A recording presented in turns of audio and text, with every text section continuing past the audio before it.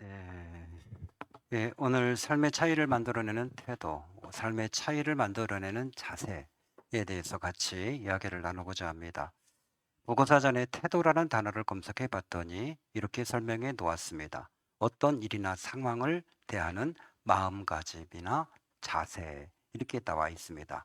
태도는 마음으로 표현되어지는 자세를 말하는 것이고 몸으로 표현되어지는 자세를 말하는 것입니다. 태도가 왜 중요한 것인가? 나치판 출판사에 의하면 커밍 워크라고 하는 이분이 사람의 성공 요인을 네 가지로 보았습니다. 첫 번째가 머리고, 두 번째가 지식이고, 세 번째가 기술인데 이건 스킬입니다. 단순하게 뭐 고추 관계의 스킬이에요. 사람을 대하는 것이라든지 뭐 일을 처리하는 거, 이게 스킬. 그리고 네 번째가 태도로 보았습니다. 먼저는 여기에서 가장 중요한 것이 무엇인가라고 얘기했을 때 태도를 93%로 보았습니다. 그리고 머리라든지 지식이라든지 기술을 7%로 보았습니다. 그러니까 그가 성공하냐 성공하지 않느냐는 머리라든지 스킬이라든지 아니면 이 지식이라든지 이런 게 결정하는 것이 아니고 그 사람의 태도가 어떠하느냐가 결국 그 사람의 성공을 좌우하더라라고 이야기했습니다. 전 조금 과하지 않은가? 93%? 너무 맞지 않은가? 많지 않은가? 이런 생각을 했습니다. 그런데 의외로 많은 분들이 태도에 대한 책을 쓰셨고 이야기를 하셨더라고요. 이제 그 가운데 브라이언 트리시라고 하는 분은 성취 심리란 책에서 태도가 성공의 85%를 차지한다. 이렇게 이야기했습니다.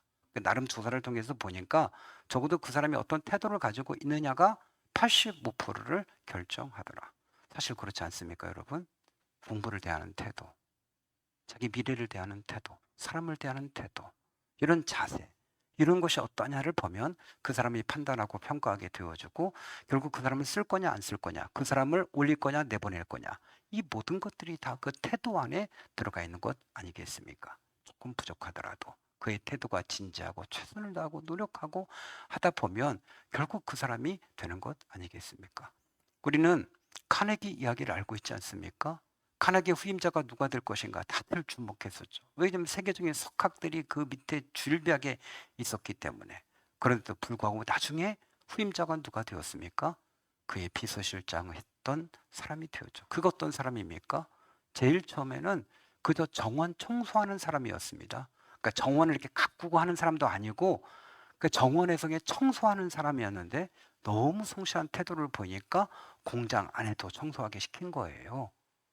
공장 안에서 청소하면서 그가 눈대중으로 눈으로 자꾸 보고 열심히 하고 하니까 공장에서 기술을 익히게 하고 공장에서 근무했던 사람이에요. 그러다가 너무 열심히 하니까 사무원으로 뽑아게 되고 너무 열심히 하니까 그를 비서실로 끌고 비서실장으로 올리고 그래서 마지막에 카네기가 그를 회장으로 자기 후임 회장으로 임명했던 거죠. 그는 그저 그냥 그 정원 청소하는 사람에 불과했던 사람이에요. 그런데도 불구하고 그의 태도가 너무 진지하고 바르고 진취적이고 열심히 하고 하는 태도가 결국 그를 회장 자리로 올려놓은 것 아니겠습니까? 태도가 이와 같이 중요하다라고 하는 거예요. 여러분, 그 도리스 메르틴이 쓴 에티튜드라고 하는 책이 있어요. 이게 에티튜드가 영어인데요. 이게 태도예요. 그 태도라는 게 영어로 에티튜드인데 태도란 책에서 그가 이런 말을 했어요. 무엇이 삶의 격차를 만드는가? 당신의 태도가 모든 것을 바꾼다. 누가 더 올라가고 나가고 이룰 수 있는가? 그건 그 사람이 태도에 달려져 있다. 이렇게 이야기를 했습니다. 행복한 태도가 행복을 만들고요. 불행한 태도가 불행을 만드는 거죠. 우울한 태도가 그 사람의 삶을 우울하게 만드는 거고요. 그의 삶 가운데 기쁨, 즐거움의 태도가 기쁨과 즐거움을 만들어내는 거죠. 그 사람의 인생이 그렇게 가는 걸 보면 그 사람의 태도가 그런 거예요. 그 사람의 태도의 방향을 바꾸면 결국 그 사람 인생도 그렇게 바뀌어져 간다라는 거죠. 여러분 주변에 안 되는 사람, 어려운 사람, 힘든 사람, 계속해서 곤란을 겪는 사람들의 모습을 가만히 보십시오. 그들의 태도가 어떤지, 사회를 대하고 일을 대하고 그다음에 그가 가진 생각 그것들이 어떻게 마음으로 드러나고 행동으로 드러나는지를 보십시오. 그만한 이유가 있습니다. 주변에 있는 사람들 가운데 정말 잘 나가고 잘하는 사람들을 보십시오. 그만한 태도가 있습니다. 저는 요즘 보는 영상 가운데 이건희 씨 돌아가셨죠? 삼성을 이룬 마지막 꽃을 피웠던 그분.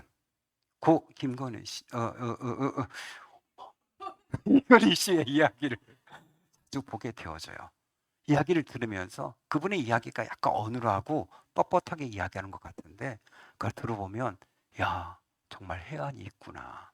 세계를 바라보고 세계 기업체를 바라보고 우리나라를 바라보고 사람들을 바라보고 미래를 예측하는 이야기를 조금 얘기하는데 정말 이 사람이 기업을 이렇게 만들 수밖에 없구나. 삼성이라는 것을 그냥 사카린 만들던 그 회사가 이렇게까지 올라설 수 있는 것은 이 사람의 이 탁월한 태도가 있었구나 라는 것을 발견하고 감탄하지 않을 수 없습니다.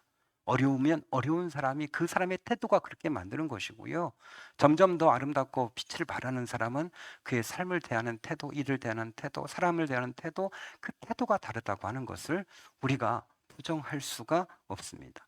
하나 더 설명한다면 키스 헤럴이라고 하는 분이 태도의 경쟁력이란 책을 쓰셨는데 그분이 이렇게 이야기했습니다. 태도란 우리가 하는 모든 일의 바탕이자 도구로 운명을 통제하고 직장 생활이나 개인 생활로 최고로 만들기 위한 핵심 요소다. 행복하고 성공적인 삶을 살려면 좋은 태도를 선택하고 나쁜 태도를 줄이는 태도로 전환하라. 이렇게 모든 인간의 운명의 그 밑바탕, 그 기초, 그게 뭐다? 그렇게 이야기했습니다. 가정생활, 학교생활, 직장생활, 신앙생활, 인간관계 모든 것에 있어서 가장 중요한 것은 그 사람의 태도다. 그것이 성공을 좌우하고 성공하고 싶으면 행복하고 싶으면 태도를 바꾸어라. 이렇게 이야기했습니다.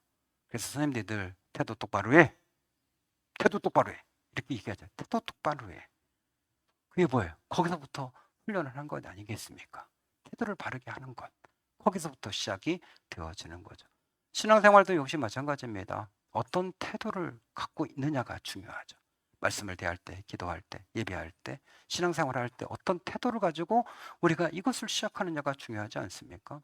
오늘 본문에 소돔과 고모라 성이 멸망할 때 함께 숫덩어리가 돼버린 롯의 예비 사위들이 나옵니다.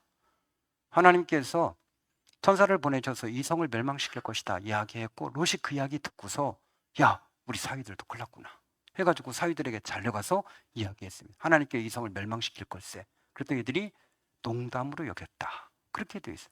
그들이 하나님의 말씀을 대하는 태도를 농담으로 여겼습니다. 그도 그럴 것이 그 성이 어떤 성이죠? 이미 부패할 대로 부패한 성이에요. 타락할 대로 타락한 성이에요. 그 성에서 태어나고 그 성에서 자랐던 이 롯의 사위들 역시도 그 사상에 물들어 있었기 때문에 그들도 역시 그렇게밖에 생각할 수밖에 없었던 것이죠. 여러분, 그 성이 어떤 성이에요? 그 성은 선녀이 왔을 때 롯의 가정에 천사 2명이 왔을 때 그들이 뭐라고 합니까? 우리가 그들을 겁탈하겠다, 성폭행하겠다, 내놓으라고 시위를 벌였던 사람이에요. 롯이 야, 내 딸 둘 줄 테니까 이 남자들 건들지 마. 그랬더니 남자들이 아니 우리는 그냥 남자를 상관할 거야. 동성연애 할 거야. 동성애를 성폭행할 거야. 이렇게 외쳤던, 그렇게 타락했던 사람이에요.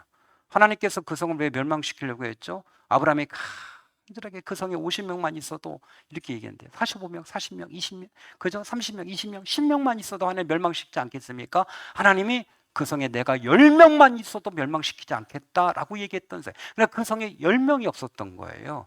어찌 보면 의인 하나만 있었어도 하나님이 그 성을 멸망시키지 않았을 거예요. 왜냐하면 다른 성경에 보면 네가 여러 사람 거리를 좌우로 왕래하면서 의를 행하는 사람 한 사람만 찾으면 내가 이 성 멸하지 않겠다고 말씀하셨거든요.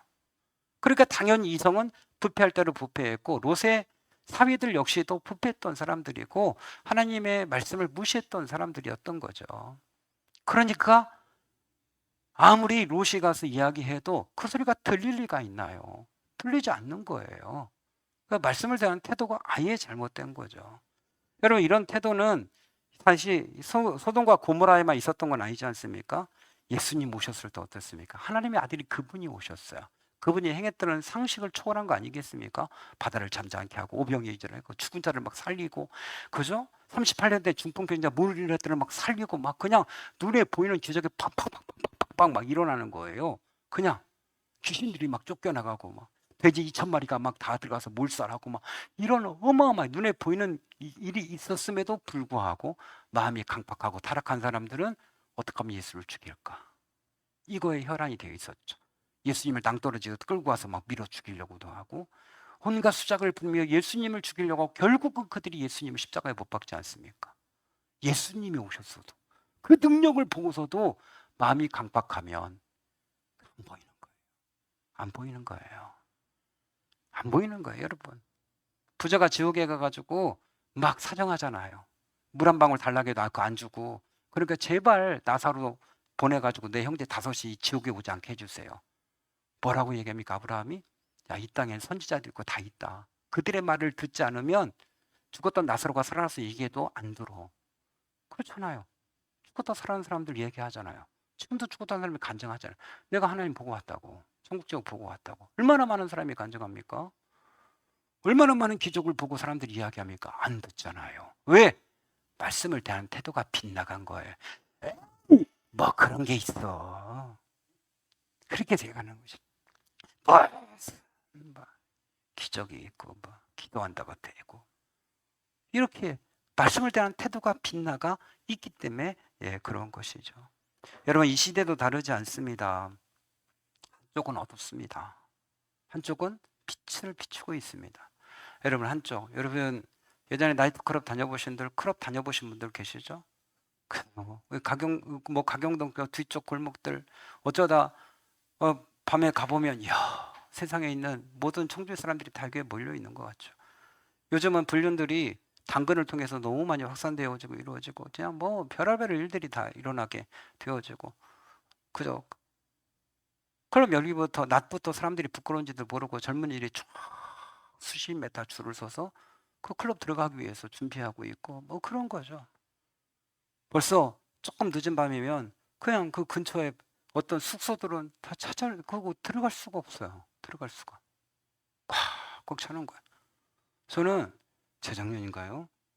우리 김덕국 목사님 부부 가족이 와가지고 재우려고 숙소를 찾았어요.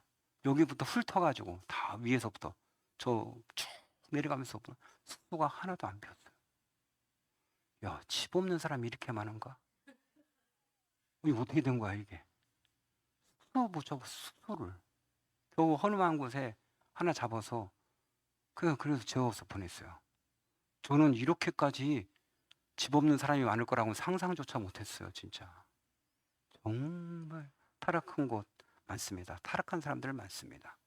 그런데 참 놀라운 건 이 타락한 세상 가운데서도 그래도 찬양 집회한다, 여름 수련 한다면 그냥 몇백 명씩 수천 명씩 매주마다 모여서 곳곳에서 모여서 그 하나님 앞에 무릎 꿇고 민족의 죄를 대신 토로하고 울고 부르짖고 둥글고 하는 젊은이들과 기도의 사람들이 있어요.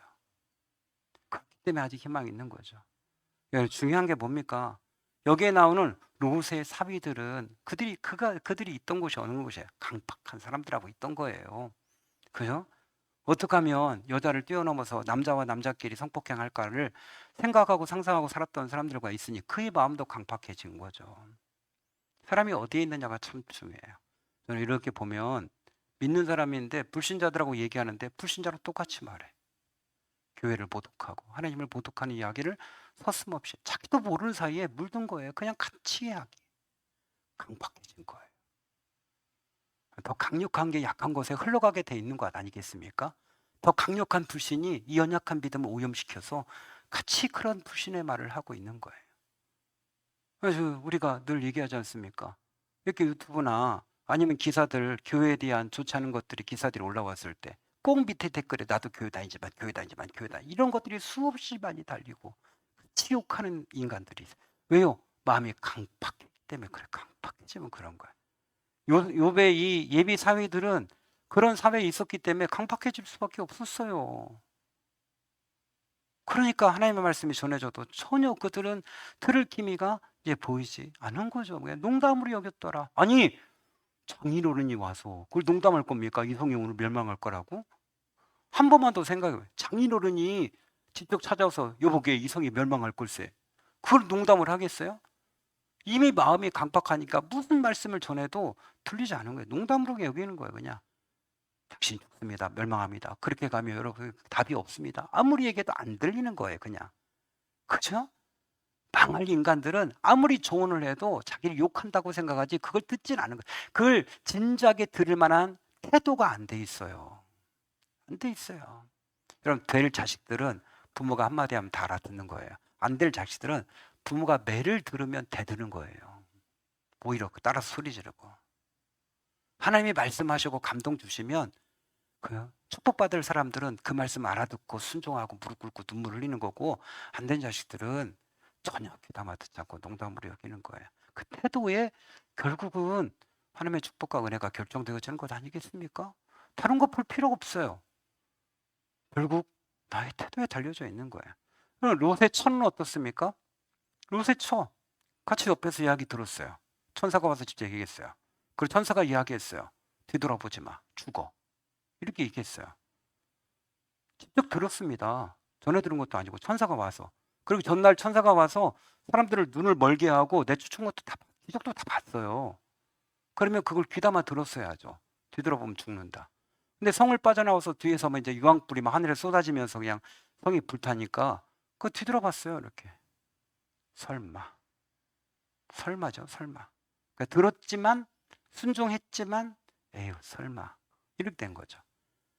이 설마가 결국은 그를 소금 기둥으로 만들어 버렸다. 성경은 이야기하죠. 여러분, 아담과 하와, 하나님이 너 이거 먹으면 정령 죽어. 선악과 먹지 마. 설마죠, 설마. 죽을까 하노라. 이렇게 하셨다. 그렇게 얘기하죠. 죽을까 하노라. 하나님 뭐라고 하시죠? 정령 죽어. 하와는 뭐라 하죠? 죽을까 하노라. 에이 설마 죽이시겠어? 이렇게 된 거죠. 뭐. 이런 거 얼마나 많습니까? 아간은 어떻습니까?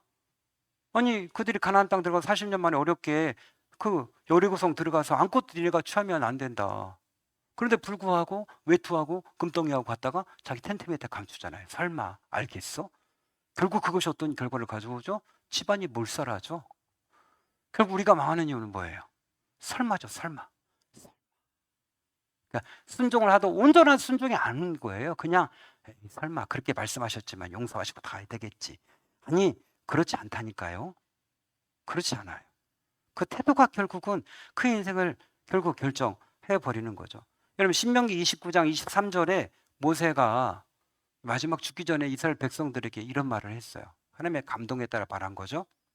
너희가 들어가는 땅에서 그들과 섞이고 그들이 섬기는 우상을 너희가 섬기면 소돔과 고모라 같이 될 것이다. 그들과 섞이면 어떻게? 가나안 땅에 이방인들과 섞이면 그렇게 될 것이다. 이렇게 얘기했어요. 여러분 지금 섞였어요, 안 꼈을까요? 섞여 살잖아요. 불신자 남편하고도 같이 지내고. 그죠? 조심해야죠. 늘 이야기하면서 불신의 영이 들어오죠. 강팍의 영이 들어오고. 그렇게 생각하십니까? 귀신이 누구한테 역사합니까? 마귀가 누구한테 역사해요? 누구한테 자유롭게 들어갔다 나왔다 합니까? 불신자들 아니에요?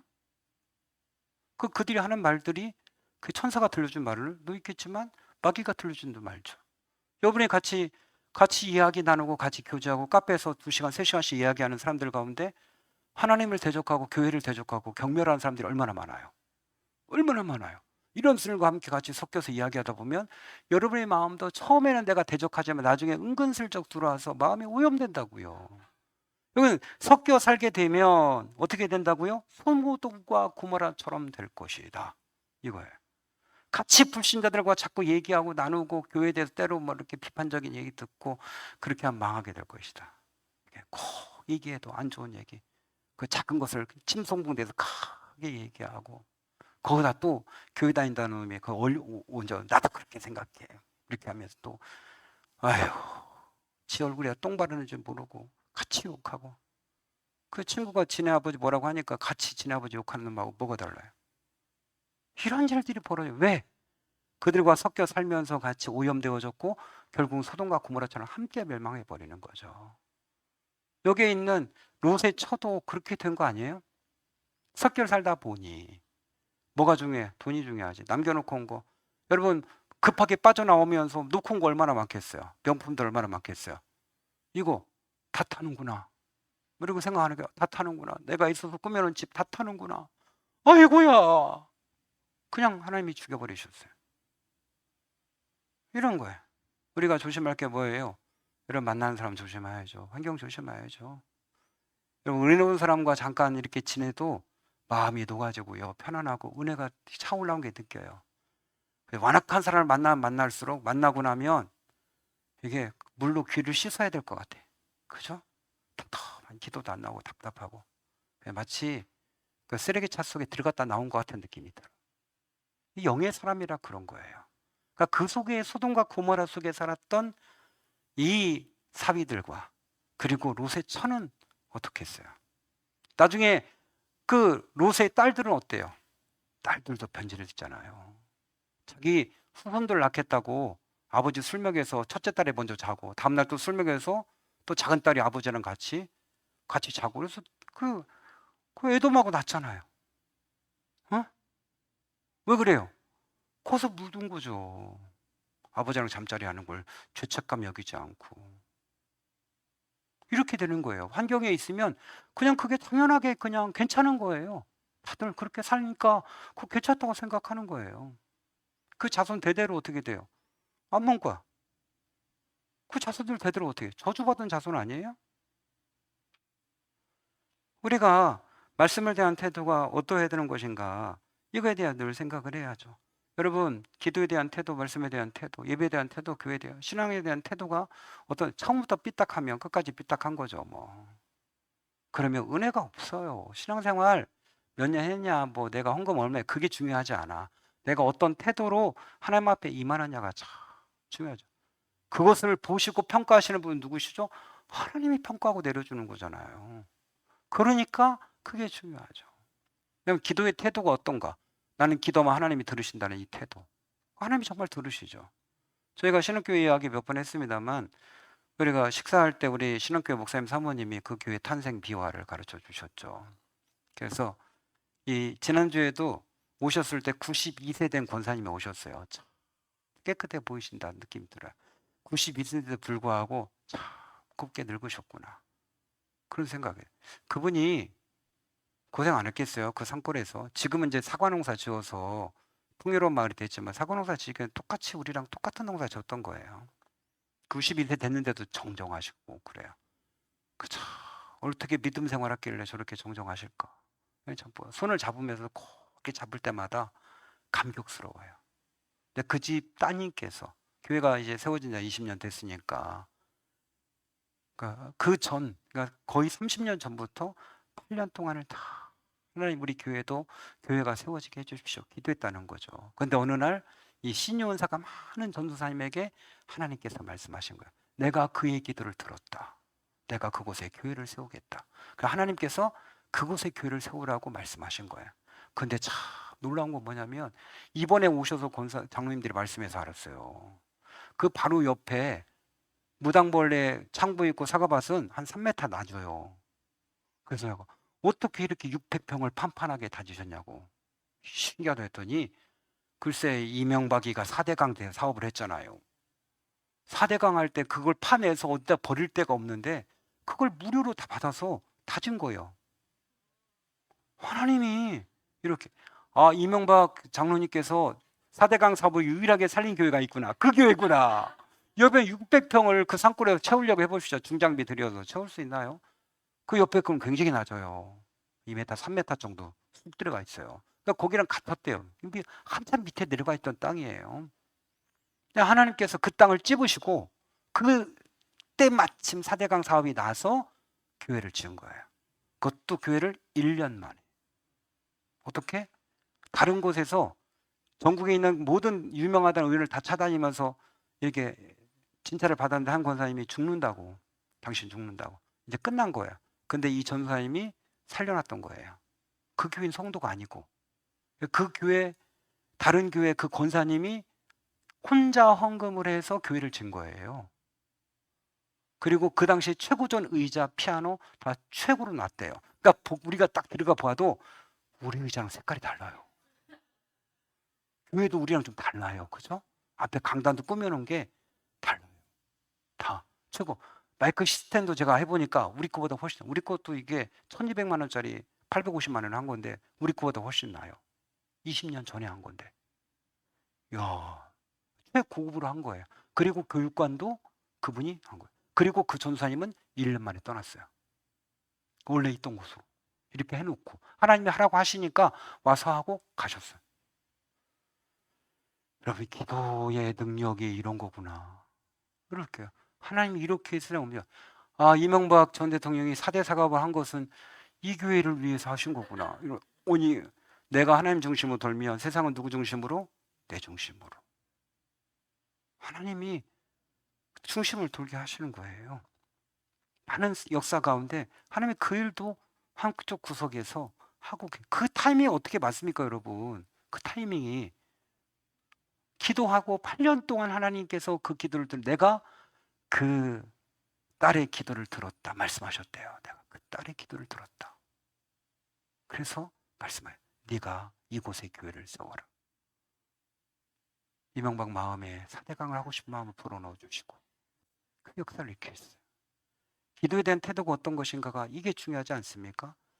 종교개혁자 마틴 루터, 비록 내가 성경 때문에 몸과 생명을 잃는다 할지라도 나는 진정한 하나님의 말씀을 떠날 수가 없다. 이렇게 돼 있어요. 왜요?